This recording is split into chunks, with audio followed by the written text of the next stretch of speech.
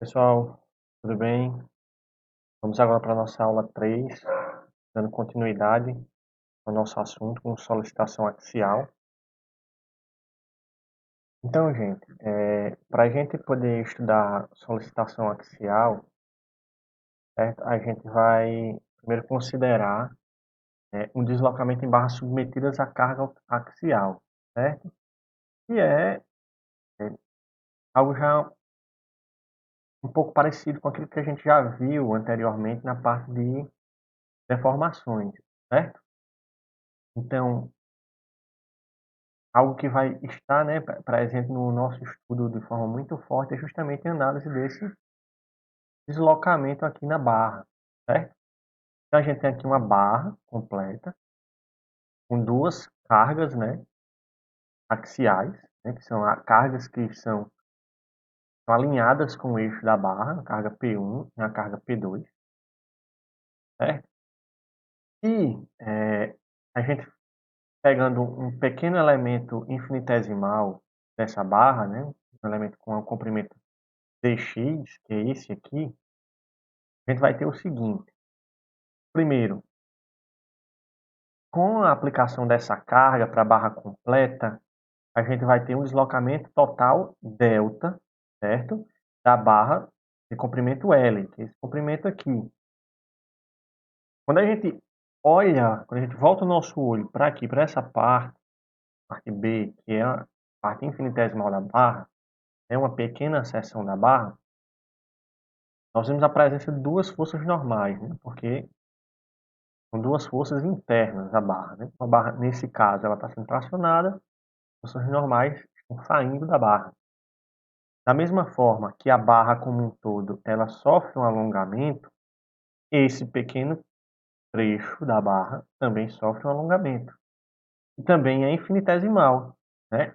Como o comprimento desse trecho é infinitesimal, esse alongamento é um alongamento infinitesimal, que é d delta, certo? Então, o que é que a gente vai ter aqui, né? Se a gente considera o material no regime elástico linear, ou seja, quando ele está obedecendo a lei de Hooke, isso aí a gente viu em propriedades mecânicas dos materiais, certo?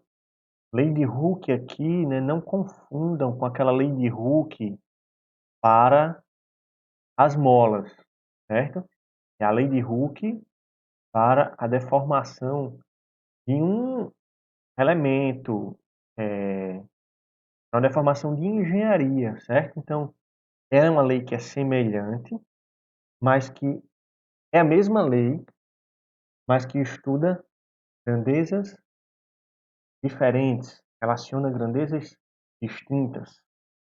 Quanto a lei de Hooke para molas, a gente relaciona uma força com a constante da mola e o quanto variou do comprimento. Aqui na engenharia, né, a lei de Hooke, ela vai relacionar, em vez da força, a tensão. Em vez da constante da mola, a gente vai relacionar o módulo de elasticidade do material. E, em vez da variação de comprimento, a gente vai estudar a deformação, né? É uma forma, é uma forma diferente de se expressar a mesma lei. A gente precisa ter, né, essa clareza, né? Que a lei de Hooke que a gente está estudando aqui, essa lei de Hooke da engenharia, certo? Então, para esses materiais regime elástico linear, né, que está obedecendo a lei de Hooke, a tensão primeiro vai ser a força normal sobre a área da seção transversal ali naquele ponto, certo? Por que aqui está Nx e A de x?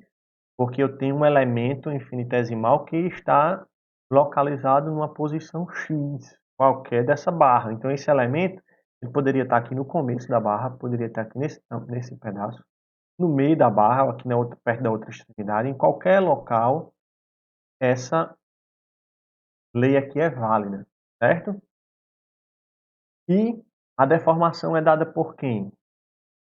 Como a gente está analisando este elementozinho aqui, ó, pequenininho, é um elemento infinitesimal, a gente vai considerar que a deformação é a variação do comprimento, o alongamento, dividido pelo comprimento inicial. Então, é d delta sobre dx, certo? Continuando, né, como a gente estava falando, a lei de Hooke é essa aqui, ó. A tensão é igual ao módulo de elasticidade vezes a deformação, certo? Mas a tensão é quem? Que a gente viu no slide anterior. Força normal dividido pela área. O módulo de elasticidade é uma constante, é uma propriedade do material. E a deformação é a variação do comprimento sobre comprimento inicial. A gente fazendo um arrumado aqui, né, nessa equação, né, isolando esse d delta, certo? O que a gente vai ter? Passa esse dx para cá multiplicando, passa o e para cá dividindo. Então, a gente fica com d delta igual a força normal vezes o dx sobre e vezes a. Essa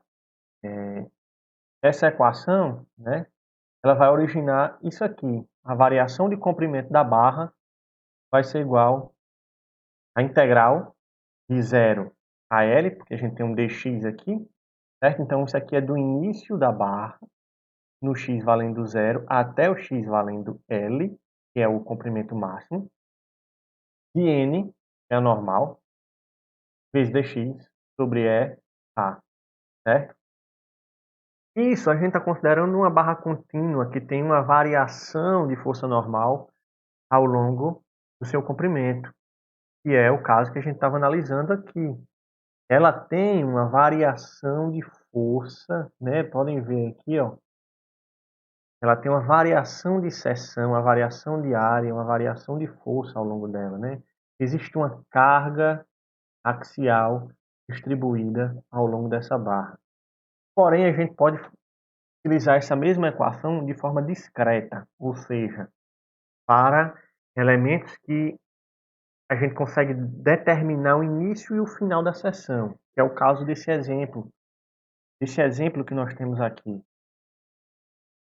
Essas peças, né, essa peça aqui, ela pode ser dividida em duas, né, que existem trechos homogêneos, tanto para o esforço normal e como para a área da seção reta, da seção transversal. Percebam que o diâmetro é igual, ó, até aqui. E quando a gente tem a mudança de trecho, o diâmetro é igual também. E aqui a gente tem aplicação de uma força aqui, aplicação de outra força. O que é que a gente tem nesse caso? Em vez de a gente precisar fazer uma integral, a gente pode fazer um somatório, porque a gente tem algo discretizado.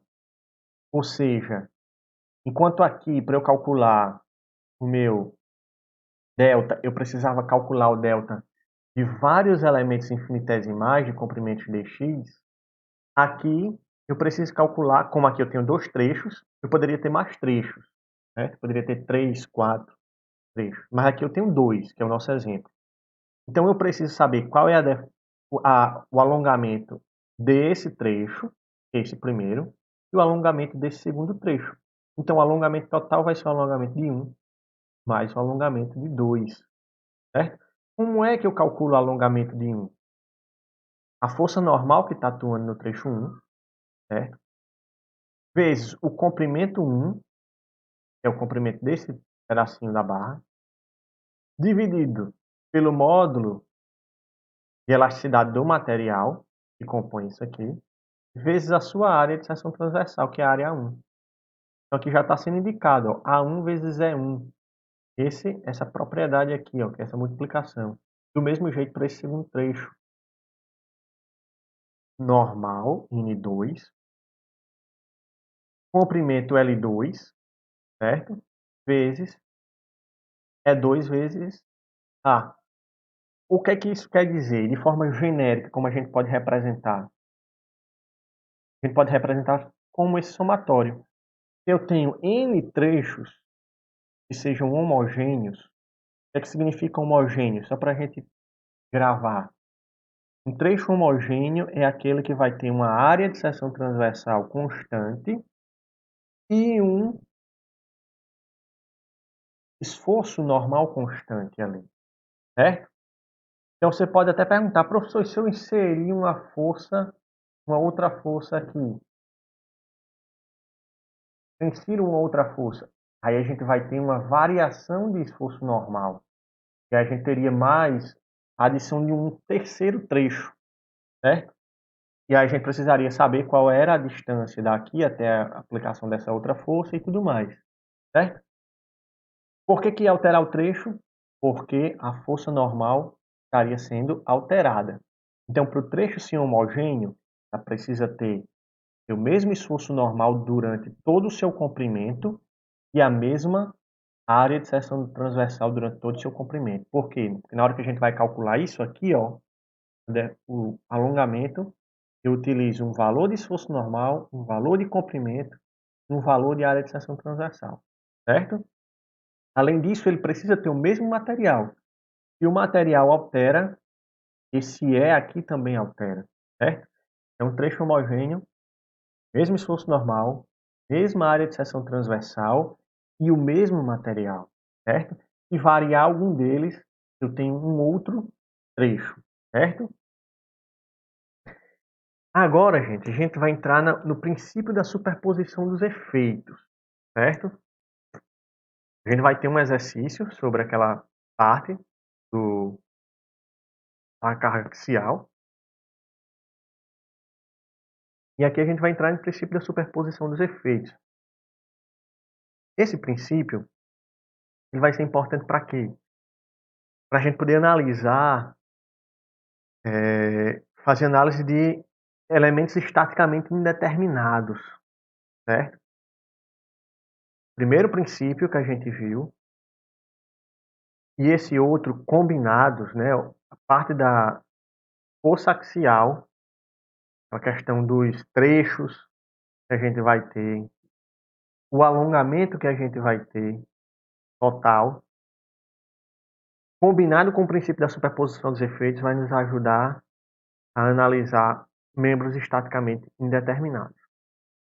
Mas, entrando no princípio da superposição dos efeitos, o que é que a gente vai ver aqui?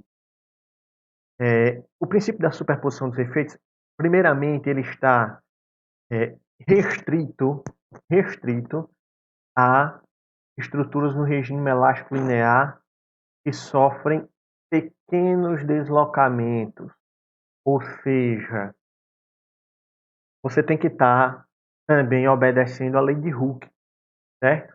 Você não pode, né, ter um deslocamento exacerbado aqui. Você precisa, tudo que a gente vai estar analisando está dentro do limite de proporcionalidade. E dentro desse limite de proporcionalidade, a gente vai ter uma limitação de deformação, né, uma limitação de deslocamento. A gente não pode ter um deslocamento muito grande para poder aplicar essa superposição dos efeitos, certo? E aí o que é que esse princípio de superposição dos efeitos ele me diz? Ele diz que qualquer efeito elástico, seja ele reação de apoio, esforço interno, deslocamento, deformação, tensão, qualquer coisa que está atuando aqui, ó, por exemplo, aqui nessa barra que está sendo carregada transversalmente, qualquer efeito que essa carga sobre essa barra está causando, ela pode ser obtida dessa forma aqui, ó. Esse efeito elástico é a somatória de todos os efeitos elásticos, certo? Então, como é que vai ser isso? Por exemplo, eu tenho aqui duas cargas, uma carga distribuída e uma carga pontual, uma carga concentrada.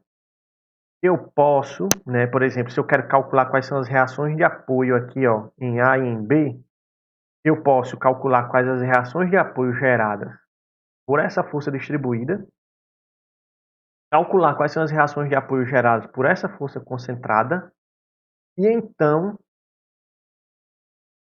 somar as reações de apoio. Eu acho que é a reação de apoio provocada por elas duas aplicadas simultaneamente, certo?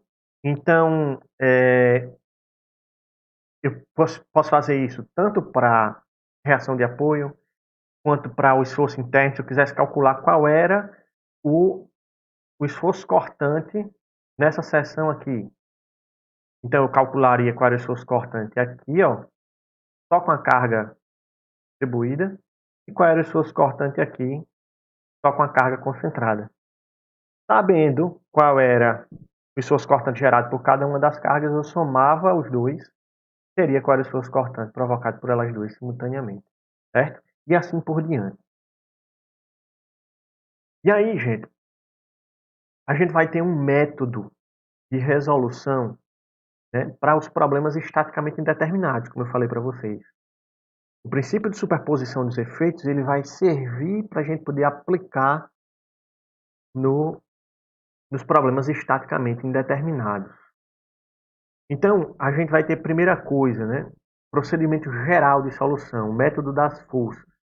A gente tem 4 passos. Qual é o primeiro passo?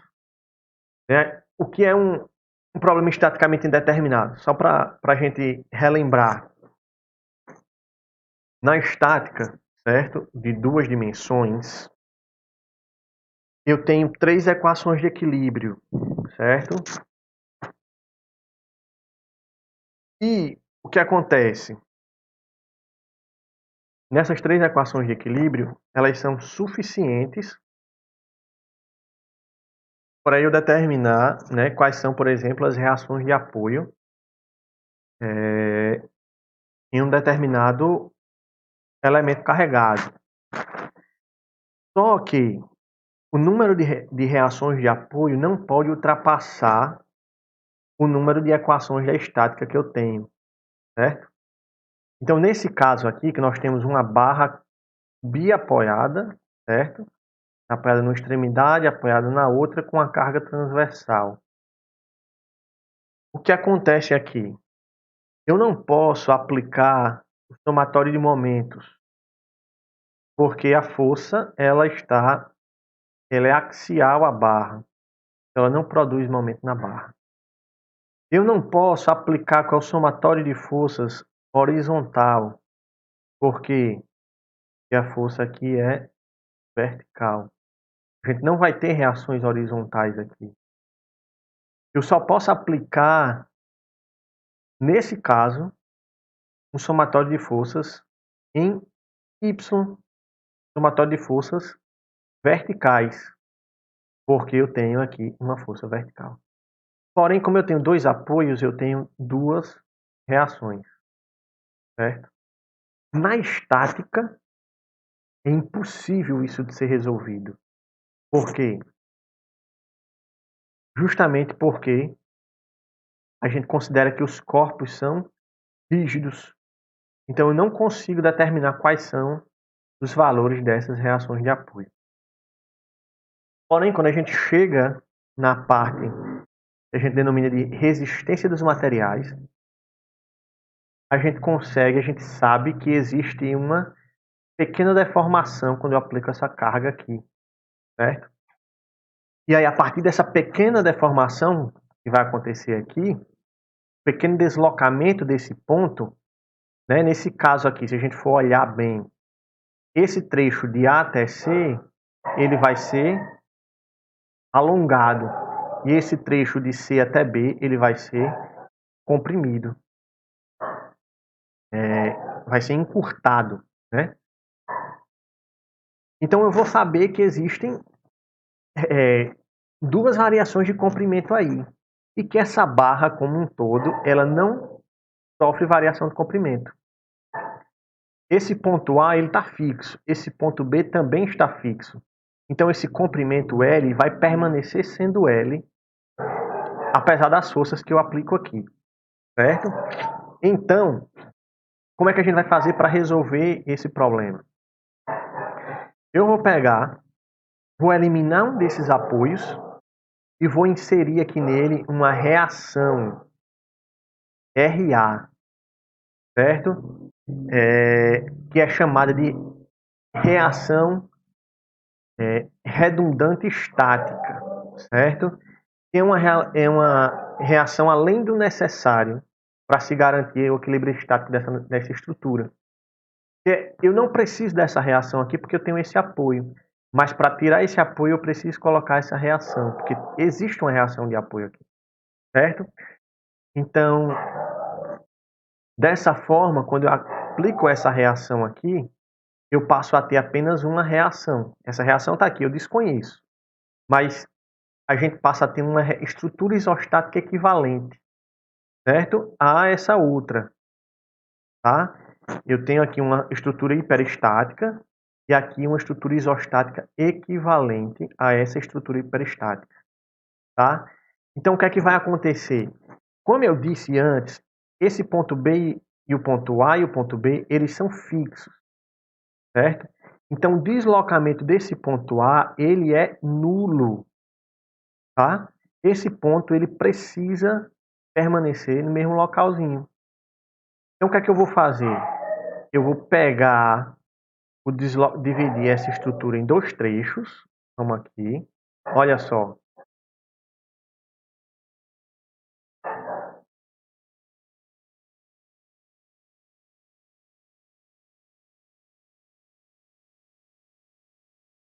Aí, o que é que eu faço agora, no segundo passo? Eu vou utilizar a superposição dos efeitos. Por que isso? Porque o que é que acontece? Na hora que eu vou utilizar essa superposição dos efeitos, eu elimino essa reação de apoio daqui, ó, e fico só com essa força P aplicada nesse ponto. E no outro caso, eu fico sem a força P e fico só com a reação de apoio. Então eu consigo ter dois deslocamentos do ponto A. Deslocamento 1 e o deslocamento 2. Porém, esse ponto A, o deslocamento dele não é nulo. Então, pelo princípio da superposição dos efeitos, o que é que eu tenho? O deslocamento aqui, ele vai ser a soma do deslocamento aqui para esse caso, mais a soma desse outro deslocamento para esse outro caso. Então, como eu sei que esse deslocamento é zero, eu vou ter o deslocamento 1 mais o deslocamento 2 igual a zero. E o terceiro passo, gente, como é que é? Lembrando que nós temos, né, esses dois deslocamentos, né, e cada um tem um comprimento, né, porque essa força P está agindo nessa parte inferior da barra. Nessa parte superior não está sob a ação dessa força, certo? E essa força RA, ela está agindo na barra completa. Então, a gente vai ter aqui dois deslocamentos, como a gente tinha falado. Deslocamento 1 e deslocamento 2, tá? O deslocamento 1, ele é dado pelo quê?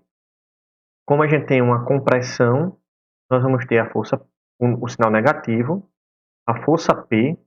O comprimento que a gente vai considerar é só o comprimento B, que é o comprimento abaixo da força P até o engaste. E essa parte aqui do E vezes o A, para os dois vai ser a mesma. Por quê? Porque a gente vai ter o mesmo material, a mesma área de seção transversal.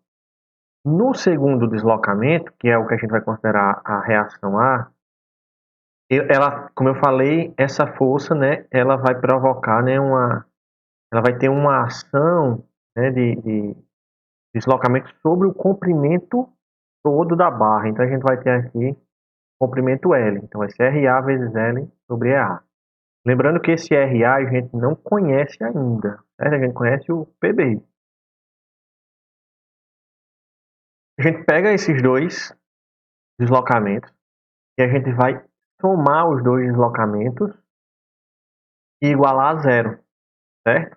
Como E e A é comum para os dois, o que é que a gente vai fazer?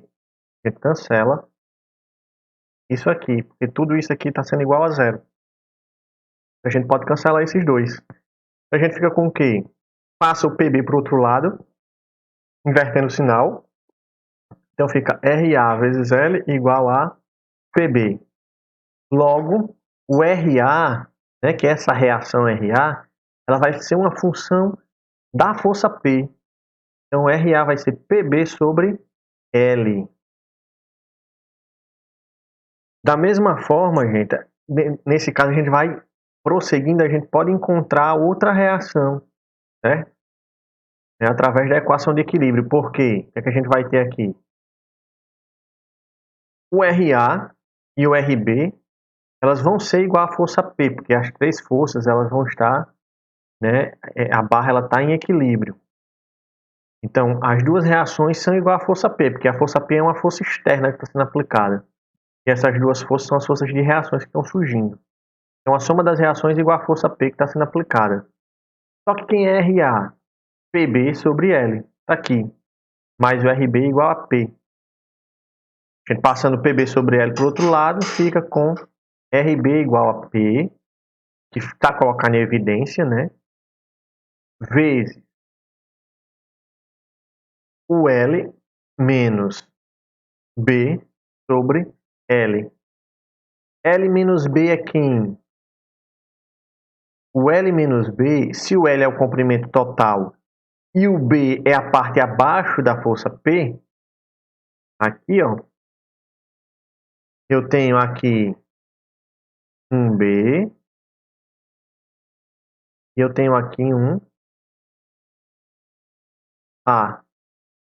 Se o L é o comprimento total, L menos B é justamente o que sobra, que é o A, certo? Então a gente fica que o RB é igual a PA sobre L, certo? Aí dessa forma a gente consegue determinar as duas reações que tem no problema, certo? No problema hiperestático. E aí o problema hiperestático está resolvido.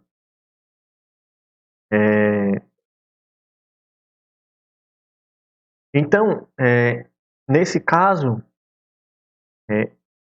os problemas hiperestáticos eles vão aparecer para nós justamente para a gente encontrar as reações de apoio que estão atuando ali numa determinada estrutura, num determinado elemento, certo? E a gente vai encontrar justamente através dessa equação, né? Dessa unidade que vai acontecer a partir da utilização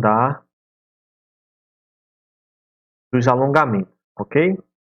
Dando continuidade, a gente entra agora em tensões em seções inclinadas. Então vamos pensar no seguinte, a gente tem uma barra tracionada, certo? Duas forças P. A gente sabe como calcular qual é a tensão numa seção reta, certo? Não está tão reta aqui, mas uma tensão reta, uma seção reta.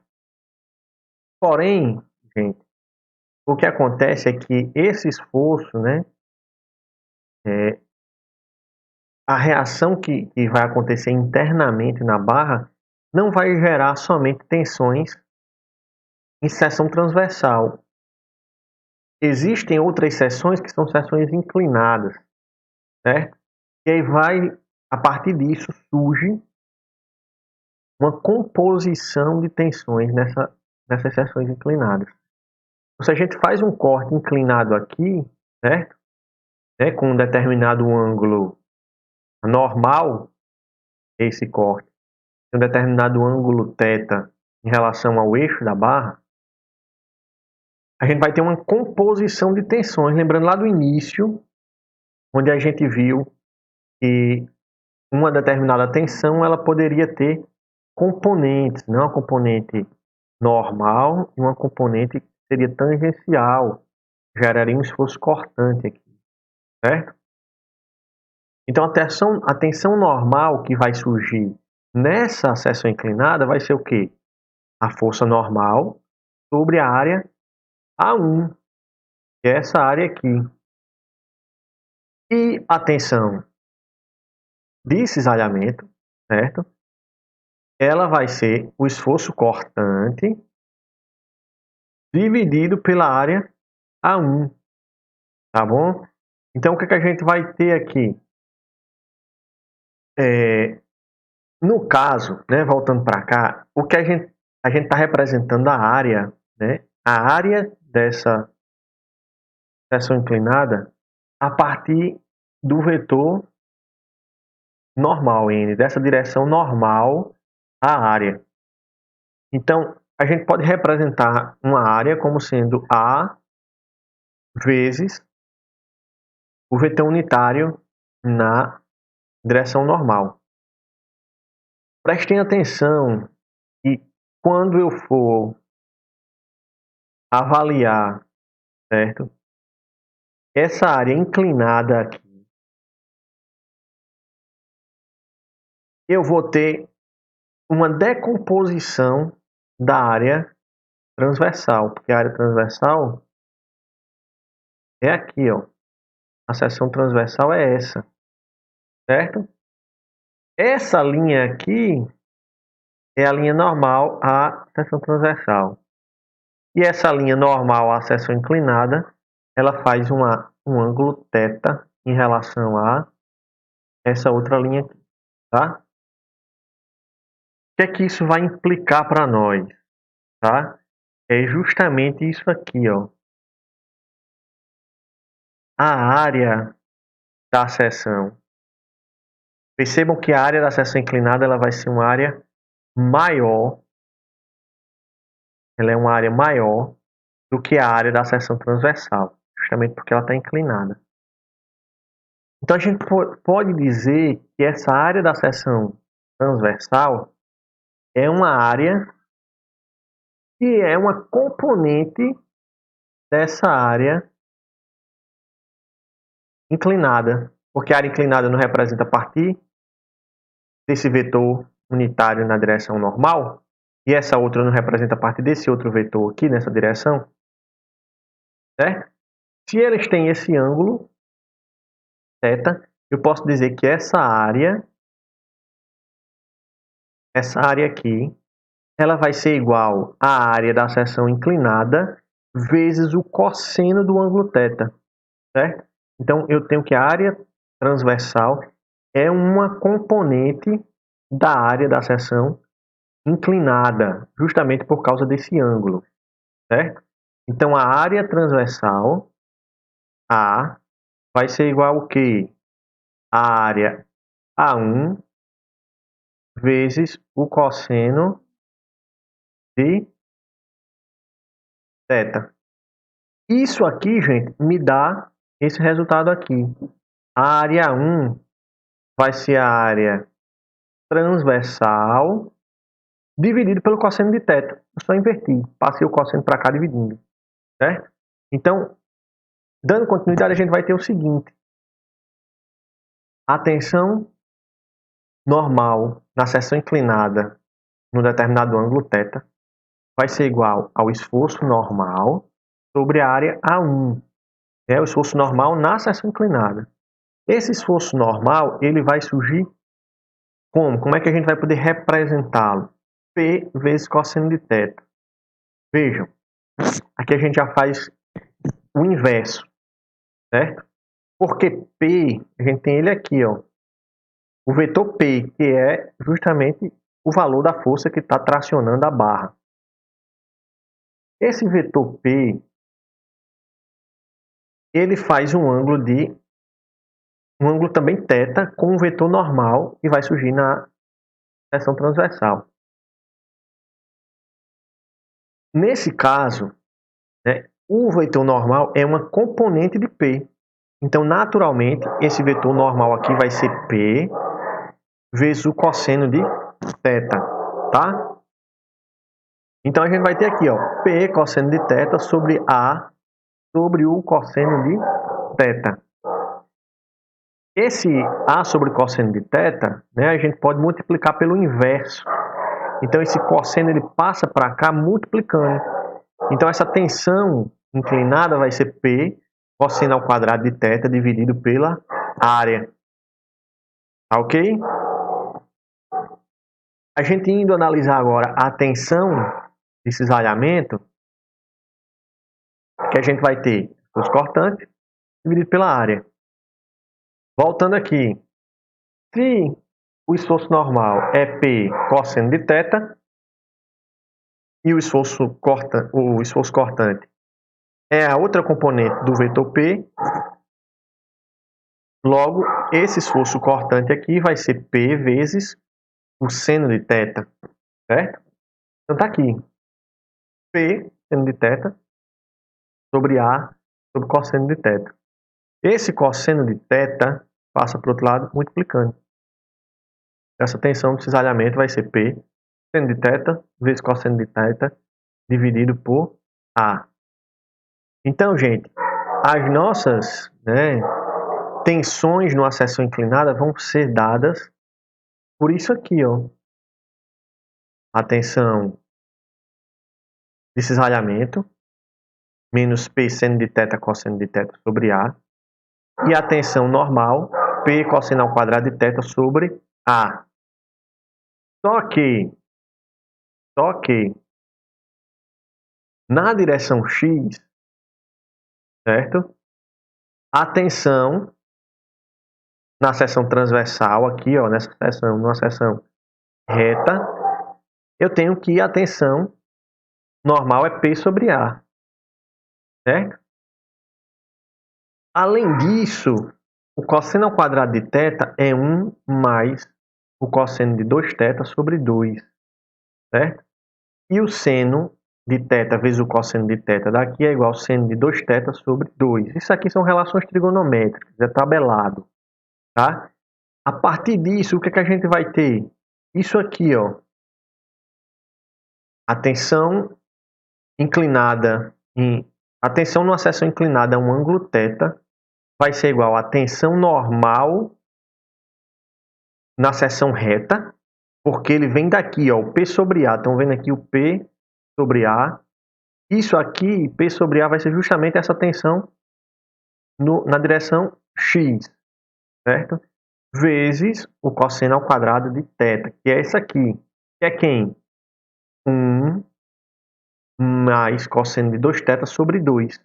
Ou seja, esse 2 aqui fica dividindo a tensão. A tensão normal numa seção inclinada a um ângulo θ vai ser igual a tensão normal na seção reta dividido por 2 vezes 1 mais cosseno de 2θ. No caso da tensão de cisalhamento, o que é que a gente vai ter?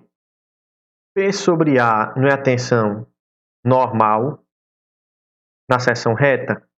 Então aqui eu tenho menos P sobre A, menos sigma x, que é a tensão normal, vezes o seno vezes o cosseno, que vem daqui, ó, seno vezes o cosseno de θ. Só que o seno de θ vezes o cosseno de θ, né, o seno de 2θ sobre 2. Então, esse sobre 2 aqui fica dividindo essa tensão, sigma de x menos sigma de x sobre 2, vezes o seno de 2θ. Ok? Daí, gente, a gente conclui o seguinte, que é os valores das tensões máximas atuantes numa barra que esteja comprimida ou tracionada, certo? Na hora que a gente faz, né, a derivada dessa equação aqui, tá?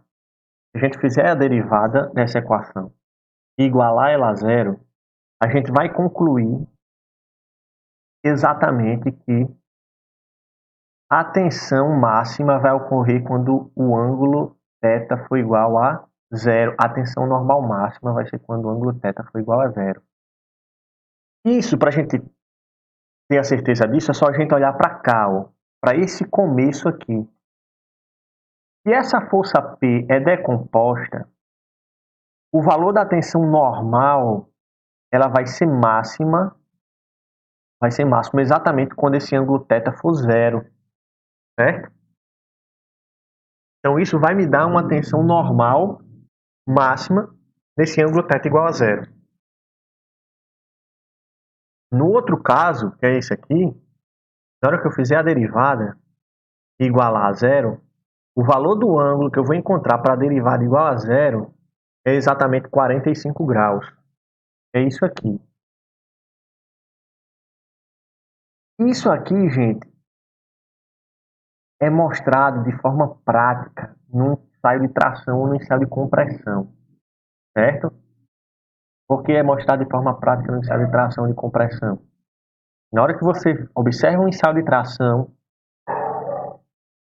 a ruptura, né, depois que no estado de tração de um corpo, de um material dúctil, depois que acontece a estricção, a ruptura vai ocorrer justamente no ângulo a 45 graus, certo? E a ruptura no ensaio de tração ela ocorre justamente por cisalhamento. No ensaio de compressão, da mesma forma, a ruptura acontece inclinada, justamente a um ângulo de 45 graus. Esse ângulo aqui é justamente 45 graus, ok? Então, pessoal, é isso. Até o próximo vídeo. Grande abraço a todos.